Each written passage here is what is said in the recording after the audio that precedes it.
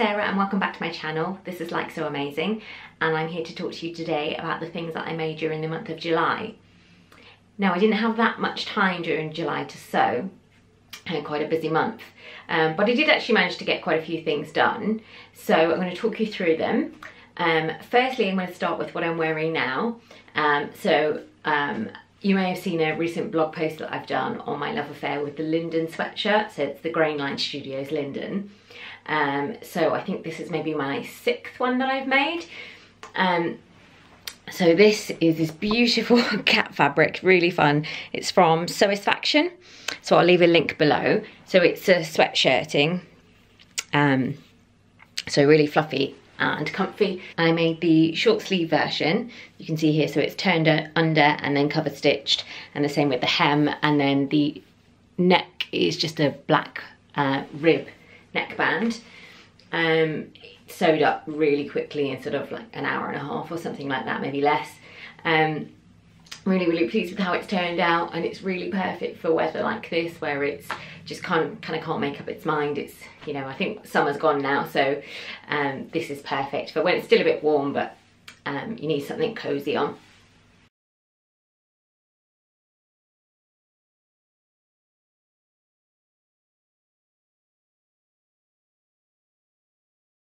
My cat Jasmine is very pleased with the cat sweatshirt. Here she is. I'm going to say hello to everyone. Bit sleepy at the moment, she's always sleepy. Anyway, let's pop her down. So there's this one. Sorry if you hear little random meows from Jasmine now. So next up, I've made the by hand London Orsola dress. So when they released this, I just absolutely fell in love with it and knew how to make it. And the launch of the Orsola dress just so happened to coincide with a sale at Liberty. So I bought some Liberty fabric, which is absolutely stunning. I made that. So I'll insert some clips of me wearing the dress.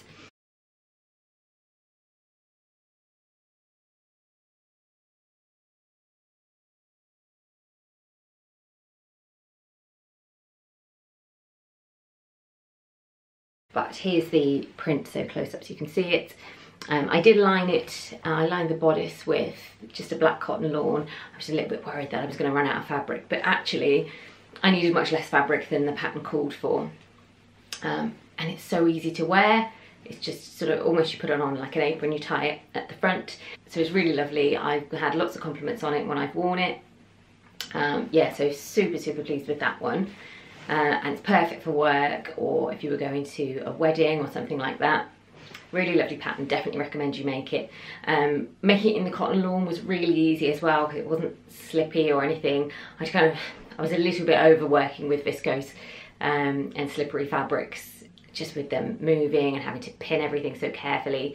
So I decided to just go for a cotton lawn, and it was lovely. It was such a breeze to work with it. But I've got a full review on my blog, so I'll link to that below, so you can go and check that out. So this month I also got a skirt finish that I've had cut out for a little while.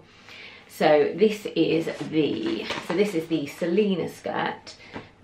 So this pattern was free with Simply Sewing magazine. Saw it, absolutely loved it. So I took inspiration for my skirts from 2 lovely sewers that I've met at the Dressmakers Ball earlier in the year. One of which is Elisa Lex from By Hand London. And she had the most beautiful gown at the Dressmakers Ball. This really pretty blue cute pro fabric. And I asked her where she got it from because it just looked lovely. It almost looked like silk. So she gave me the details of where she got it from, and I contacted them, and they'd had some new colourways in. So I bought it, didn't know what I was going to make with it, but just bought some because I wanted to try it out. And the other person I took inspiration from, when I saw this pattern, Nina from Thumble Nina, again I'll link to both of them below, she'd made this lovely high-low hem dress for the Dressmakers Ball. So she'd made it in a red satin and then with a black lining to the skirt. And it just looks stunning to have that kind of just pop of colour underneath. So what I chose to do with this is, so I made it in this sort of, it's black, but it's almost a very smoky grey black. It's not a true black, it's lovely. And then I've got on the inside, it's fully lined with this lovely blue. So you just get a little hint of that at the bottom, just because I figured that with this pattern, because it's higher at the front, you're going to be able to see the seams. So you'd either have to do French seams so that they're all lovely and neat, or line it. So I just decided to do that. So again, on my blog, I've got all the information about how I made it, the changes I made to the pattern. It's really, really lovely pattern actually, and great that it was a freebie. Yeah, so really, really pleased with this one.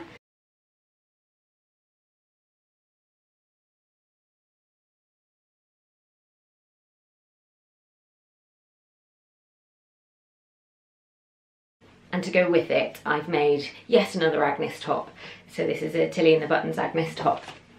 So this pattern here, in case you haven't seen it before. So I've made quite a few versions now. And I just decided that I needed just some plain basic tops in my wardrobe. You know, I've got a few from sort of ready to wear days, but it's not always nice to make your own. So I had some leftover scraps of black jersey, really nice quality jersey actually. So I managed to squeeze it out of that. And if I'm honest, the front of the top and the back of the top are cut on different grains. But it's worked absolutely fine. It had a 4-way stretch anyway. It's just slightly stretchier one way, but it's worked out fine. And I've done the version again with the, I don't know if you can see it that close, but it's got the ruched elastic detail there. Just because I thought it would give it a little bit more interest to the top, just because it's plain black. And I've made it with I've kind of made it with sleeves about this length actually, just sort of short-ish sleeves or half-length sleeves. And the last garment I've made this month is another pair of ginger jeans. So I've made a few pairs before. What I found is that the low rise are too low. I have to wear a belt with them to kind of keep them up and preserve modesty at the back. And the high rise ones are a little bit too high. They're great when you're standing up, but when you sit down, they kind of dig in and you just want to undo the button. I mean, the fit's great. It's just, you know, a little bit snug when you sit down. So Heather Lou from Closet Case Patterns has released another PDF version, which is a mid-rise. So I downloaded that one and gave that a go. And actually I have to say it's the perfect rise for me. So I made these ones, and this was, I don't know if you saw my fabric haul last month, but this was the Fabricland denim. So it's a stretch denim in this beautiful kind of neon coral, I'm going to call it. And then it's got matching spotty pockets. Who doesn't love polka dots? And I decided to go with the button fly, which Heather Lou's Morgan jeans comes with a button fly pattern, so I just stole it from that. The only reason I did this is because I couldn't find a kind of matching zip that would work with it, so it would have kind of stood out quite a lot. So I decided on the buttons. And what did I do? I did, and I also did a bit of top stitching on the pockets.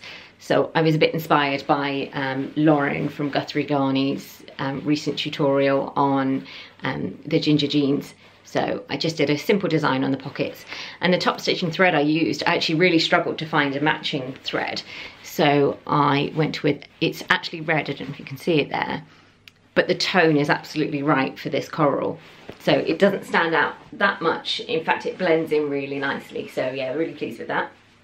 They fit really nicely, tiny, tiny little bit snug, but it's got stretch in them, so they'll be fine.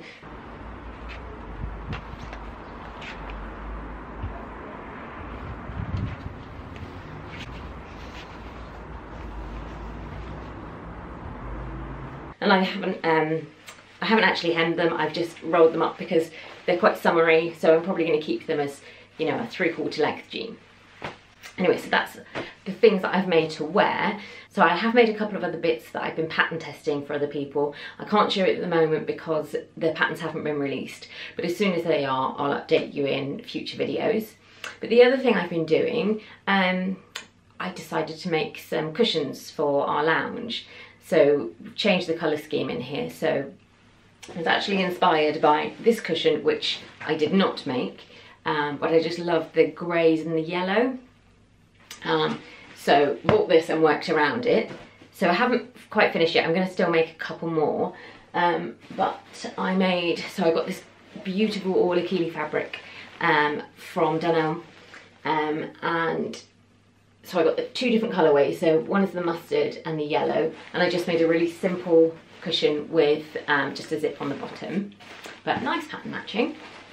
And then the other one I made was this beautiful grey fabric. And I think Amanda from my Sew A Lot has made cushions from the same fabric.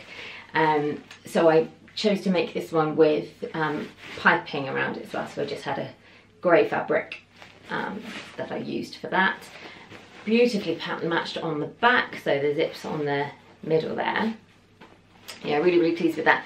I decided that actually it was going to be too hard to put a zip in at the top with the piping as well, so just chose to do it in the middle, and it's worked out really nicely. So yeah, going to make a few more of those. It was really funny. I was actually a little bit nervous. Like I'm quite happy dressmaking, making all kinds of complicated dresses. A little bit nervous when it came to cushions, just, you know, not following a pattern and just sort of winging it. But actually, they've worked out really well. So yeah, pleased with those. So that's all the things that I've made this month. Got quite an exciting August coming up. So next weekend I'm off to the Sewing Weekender in Cambridge. So this is a chance to meet up with lots of lovely sewers from the Instagram community pretty much. So this is an event that's organised by the Fold Line and Charlotte from English Girl at Home. So it happened last year. Unfortunately I didn't get in quick enough to get tickets last year, but this year straight on it. I think they probably sold out quicker than Glastonbury this year. So yeah, really looking forward to meeting up with some friends that I've already met before, and also meeting some new people. So yeah, lovely weekend of sewing and chats. There's going to be some talks by all sorts of people. So yeah, really looking forward to that. So all sorts of things coming up. There's the Great British Sewing Bee Live. There is the Handmade Fair. And then there's the knitting and stitching show. So lots and lots of events coming up. So I'm hoping to go to all of them actually. So let me know if you're going to be attending, and hopefully we can meet up there. So that's it for all of my makes this month. Thanks very much for watching. Let me know in the comments what you've been making, and I'll see you soon. Thanks very much. Bye bye.